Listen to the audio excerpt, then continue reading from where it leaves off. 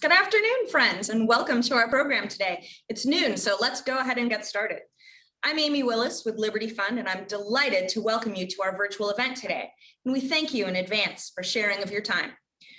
We know each of you on this call to be deeply invested in Indiana, and we've been privileged to have interacted with you previously. We're happy to see you again today. This is what we hope will be the first in a series of programs in which we hope to engage with local leaders such as yourself, both to ascertain which issues and topics are important to you and to open the door to more conversations and sharing between us. You can count on hearing from us again soon after the program today. Today, we're looking forward to our conversation on the future of cities.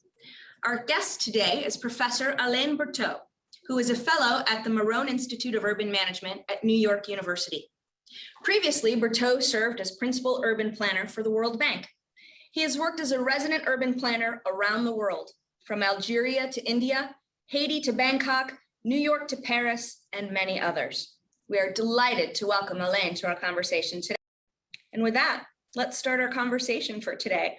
Alain, welcome. It's so good to see you again. Thank you for inviting me. I'm very happy to be here. It is our pleasure. Here's the first question that I have for you today.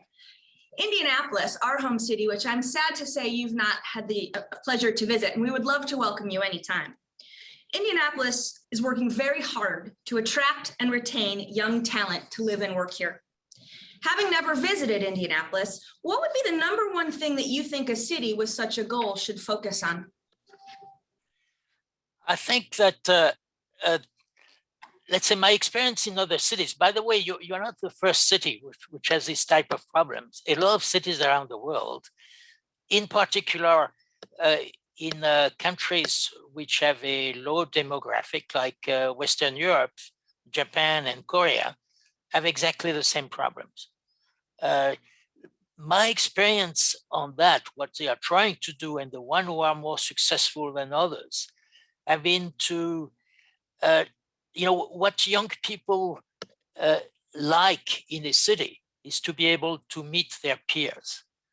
And very often, I think, and especially in America, zoning regulation prevent the provision of such meeting place. There's too much rigidity. For instance, there are certain, let's say, certain activities like having a bookstore, but then a bar and a restaurant and a coffee shop in the same building, or even in the same premises. Very often zoning regulation will prevent it. I am not here suggesting that you should disregard fire regulation or sanitation regulation. I'm just suggesting that you should revise maybe your zoning law so that if somebody has an innovative idea about a meeting place where you have an unconventional type of land use, like again, combining a restaurant, a bar, and a bookstore or a gym or a concert hall or an art gallery, that your zoning allow it to do it and do it without 6 months of 2 years of hearings, of public hearings, to know if this is legitimate or not. And I think that this is really what one of the most important things, maybe. The other thing is the environment, providing probably for young people area where within the city they can jog or bicycle. I'm not suggesting here that I don't think bicycling is necessarily a means of transportation in a large city, but say to take 1 hour off or going out or during weekend, being able to ride on a long trail within the city, or if you have a river along the edge of the river or a lake or whatever. I think these are important things for young people to do in that trick. And the only example I have two examples which were successful. One in China, where a relatively smaller city wanted to attract young engineers because they absolutely needed for their industry, and nobody wanted to go there. And the mayor made an inquiry among young people in the big cities, in Shanghai, in Beijing, and say, what will it take for you to come to our city? And their answer was the environment, being able to practice sports, not necessarily football or thing, not collective sport, but individual sport, like jogging and bicycling, and good schools for our children, because they eventually think of. So that was, and they did it. The mayor did it in about 2 years, and it worked. In Japan, where they have this problem very much, particularly all the cities which are below 4 million people are losing population, and all the young are going to Tokyo or Osaka, because again, I think that the young are very eager to, they do not have that many connection. They are eager to make connection, and so they need place where they can meet. And a city like New York, for instance, with all its drawback, is a wonderful city to meet people. There is no doubt about it. If you look at the number of cafes, bars, art galleries, a museum with a restaurant, thing like that, parks which are mostly a gathering place for young people. So I think that's it's not a foolproof solution. It's not a spectacular thing, but I think it works. Yes. Thank you. You note in the conclusion to your book, which we'll be sending to our participants after the program, that no city can afford to take urban growth for granted. What should a mid-sized city like Indianapolis be most focused on? This is a related question, to help ensure urban growth. Well, of course, jobs. Cities are a labor market. They are much more than a labor market. As the previous question is, people come there to meet, and you want to go to museum, you want to go to concert and things like that. But all this superstructure is built on a labor market, and this labor market, again, the word market means a lot of product and in the market. That means very different type of job. I am always very worried about cities which rely only on one industry or two. And the more you have a mix of activity, the more attractive is a city. And I think it will grow more if it has a lot of different sectors which are growing. So how do you make that growth? I completely disagree with, for instance, giving a tax incentive to company to come. I think that in the long run, this is not a good deal. A city relies on property tax and taxes and sales tax or whatever you have in order to maintain itself and give good services. So giving a gift on taxes is not a good idea. I think that what you should make it attractive by opening up, making it easy for firms to install themselves, to build either offices or in suburbs or in the central area, having a very, very short time to get a building permit, if possible, and have very clear rules for that. Basically, try to the ease of doing business. That's the key. That's a key element. And again, to differentiate, not to favor one industry over another, even if traditionally you will be better in one industry. Don't forget that New York, for instance, most of the activity of New York during a century was a port, and people thought that only the port was important. Now, of course, the port is gone, practically. It's in New Jersey or somewhere else. But New York is attractive because of this enormous diversity of employment, from Wall Street, Broadway, high tech, whatever, and that, I think, is the way to go, probably. Thanks. Alain, you bill yourself as an urban planner, but you're the least planningest planner that I've ever met. And there's a phrase from your book that brings that home to me. So I'd like to see if you could explain this to our guests today. You suggest in the book that planners should focus more on enabling and facilitating urban growth rather than creating or shaping it, rather than having a vision. Can you explain what that means? Yes. You see, most planners, like myself, I'm an architect by training, and other planners are very often engineers. And so we are trained first to build a project, a house or a museum or an office building, and we want to design those things. And it's completely legitimate to design a building and to do it in detail. A city is not a big building.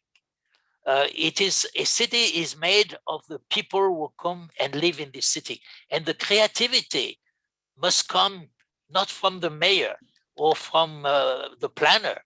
The creativity, really, the innovation, the vision come from individuals, and it's a sum of those vision. Some of those vision, by the way, will fail. A lot of people fail, which is fine. The city should not fail, though. So if a mayor has a vision or a planner has a vision for a city, saying, well, I see Indianapolis and it's going to be the new Silicon Valley of the Middle West, for instance, this vision might fail. If it fails, it's the entire city which is failing.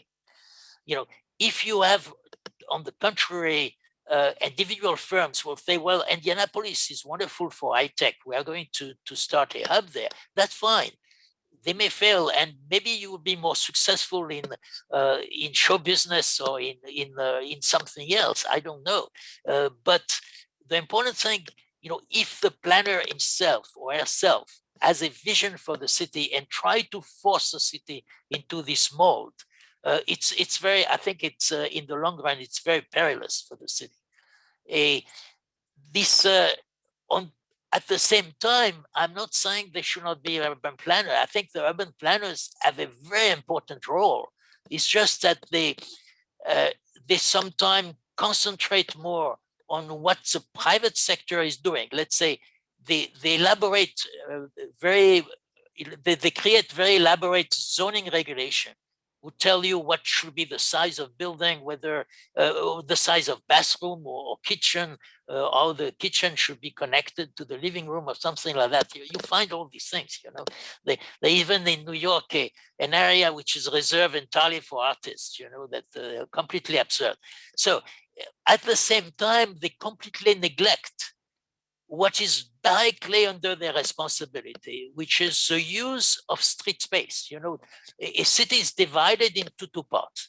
One is private lots, and the other is public, which are the streets, basically street and public parks.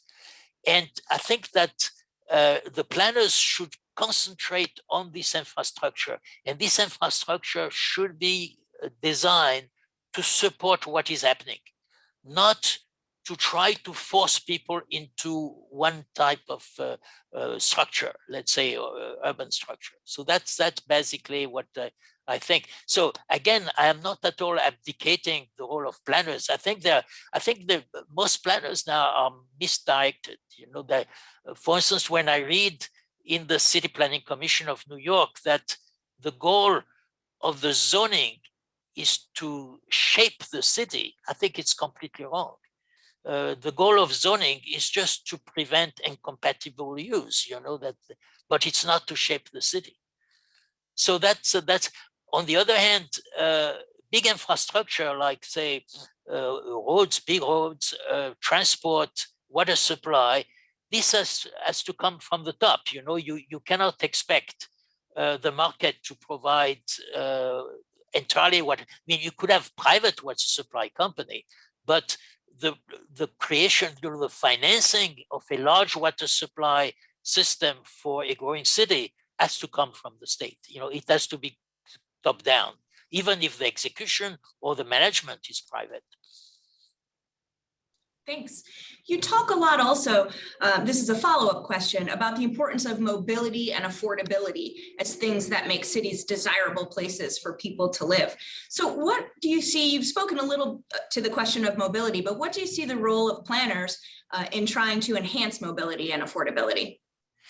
Well, again, if we get back to the idea that a city is a large labor market, its raison d'etre is to be a large labor market.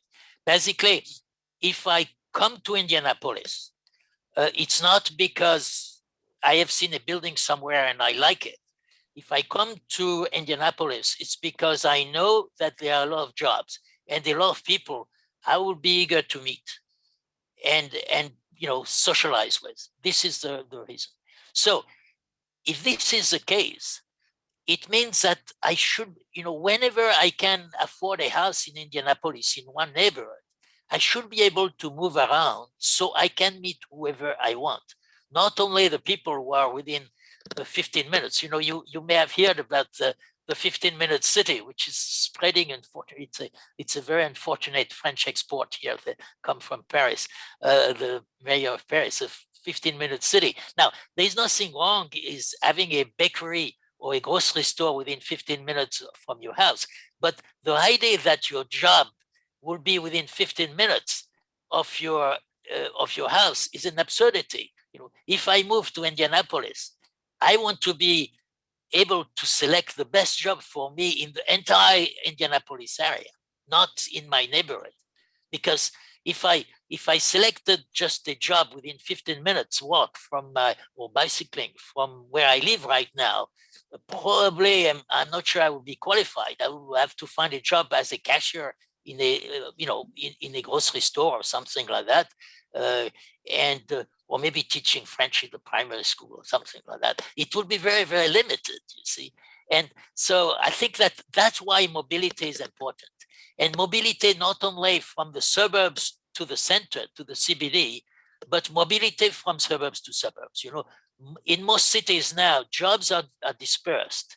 Even in cities, like New York and Paris, which have a very prestigious center, very dense center, the jobs are dispersed. So most of the trips are from suburb to suburb. And so mobility means you should be able to move as efficiently as possible to do all this trip.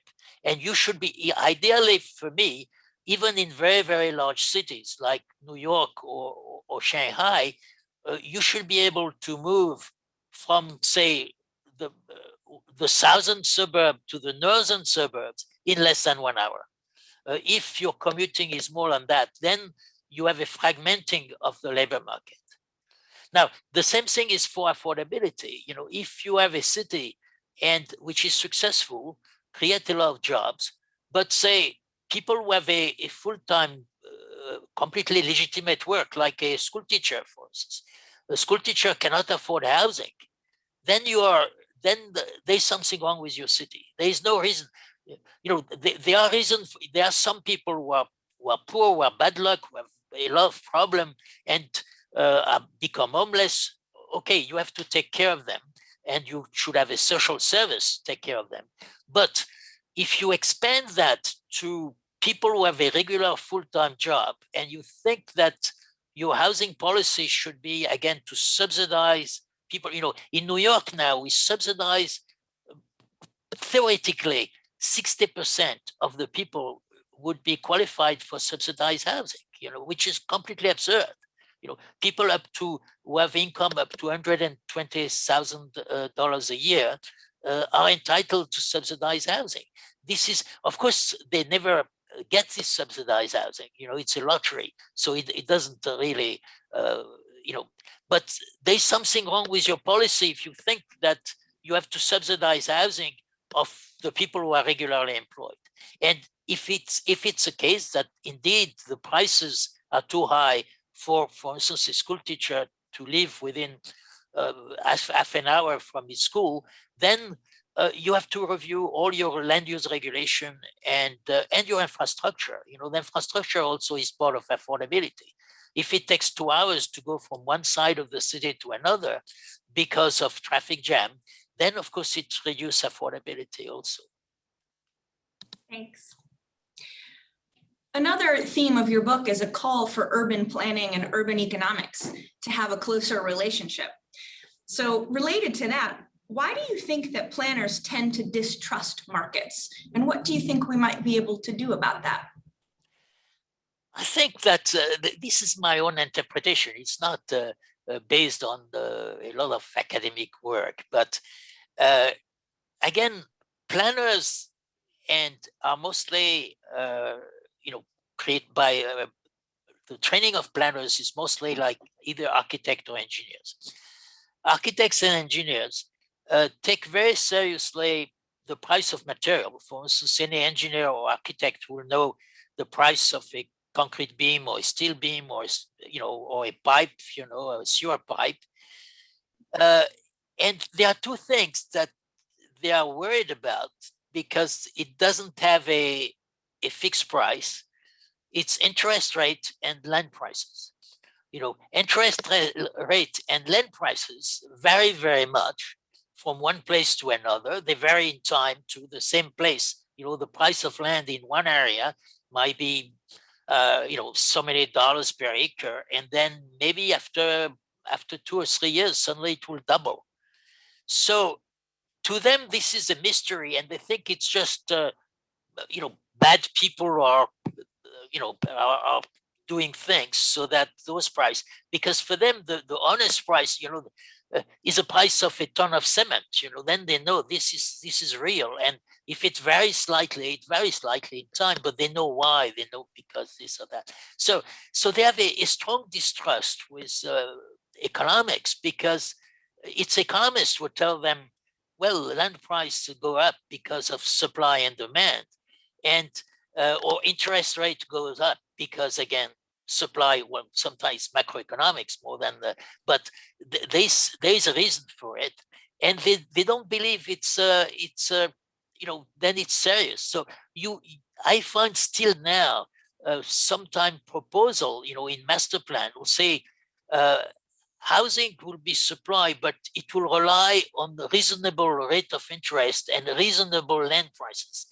That of course is completely absurd. There is no such thing as a reasonable land price.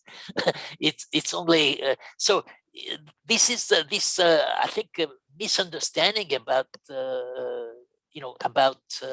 supply and demand, and if you disagree with the outcome of the market, and sometimes the market give results which we may not agree with. Don't forget that if your income is zero or close to zero, you are starving in the streets. So obviously we don't want anybody to be starving in the streets. So we want to modify it. But unless you understand how market work, you cannot modify the outcome of market you disagree with. And so that's why, for instance, people advocate rent control, and they advocate rent control because they think it will solve the problem. After all, then everybody will have an affordable rent forever, and they don't realize that we still live under markets, and therefore the rent control is going to be absolutely disastrous for the very people they are trying to help. And again, it's I sometimes compare the market to densities, to the gravity, the force of gravity. We all live with gravity. We are used to it, although we don't calculate about it. But imagine that you want to build an airplane or a hot air balloon, and you start by saying, well, I will completely ignore gravity, that it will not work. So in a way, you could say that a hot air balloon or an airplane or an helicopter, contradict gravity. It doesn't, but it beats gravity. But you can do it only if you understand gravity very, very well. And I think it's the same if you want to deal with affordable housing. Unless you understand market very well and what constrain market, you cannot solve the problem. It's music to my ears, Alain. I have one more question for you. The question that must be asked given the times that we're living in. And that is, how has the COVID pandemic affected cities? And what should urban planners take from the pandemic as lessons? So yes, interestingly, in a way, the pandemic contradicts a bit my idea of cities as labor market. Some of us can work completely remotely, and even you could conceive that I could work in Indianapolis and still remain in New Jersey and keep my job. It's possible. So that contradicts my idea of a city as a labor market. However, if we look a little more closer, first, working remotely has existed already for more than 20 years. Even some people who had a job. For instance, I know people who had a job in the insurance industry, and their job was mostly clerical, to enter data in the, in Hartford, Connecticut was a center for it. Many of those people suddenly, about 20 years ago, lost their job, not from people who were working in a suburb or somewhere, but people who were working in India were start doing their job. So there have been because of technology, there have been some export. But if you look at what has been exported abroad, it's mostly rather routine jobs which are very well defined and very routine, can be indeed be exported. And you could live anywhere probably in the United States and still get a job, if you are maybe a bookkeeper or something, where you are precisely, if you are a bookkeeper, you are precisely asked not to be very imaginative. It would be disastrous to be too imaginative if you are a bookkeeper. So if your job is, but there are very few jobs like that in the long run. And if you want to make a career of a job which is completely repetitive, you will probably eventually be replaced by a machine one day or another. So I think in the modern society, we still need to meet each other, and we need this face-to-face contact because of the randomness that face-to-face contact allows. Exchanging ideas that you didn't expect, or things like meeting people that you didn't expect to meet. That's a way, at the beginning of my career, I describe it in my book. I met economists. I had practiced urban planning for a long time. 10 years, 8 years before I met the first economist, and it was a random encounter. This is what is important, you see. So to get back to the COVID, there will be some change probably, but not as much as I think we think, because of this necessity of face-to-face contact to maintain creativity. When I see, for instance, that the big high-tech company in Silicon Valley and outside are building enormous headquarters. Now, their headquarters are not built to be just prestigious for the corporate headquarters, but to attract the maximum number of workers at the headquarters. If you look at Google, for instance, the new Google office in Mountain View, they have daycare center inside the inside the thing, so that young women who work at Google want to go to the office and not work remote, precisely. And then they bring their kids there, and then they can, at lunch, they can see their kids. You see them playing with their kid at lunch, and then they go back to their office. So you see, Google doesn't do that because they are very feminist or things like that. They do that because they want their employees, including the women, to work at the office because of the interaction between people at the office. And I think that's why I think that in the long run there will not be that many change. The most change I could see is that instead of going every day to your office, you'll probably it's enough to go twice a week or something like that.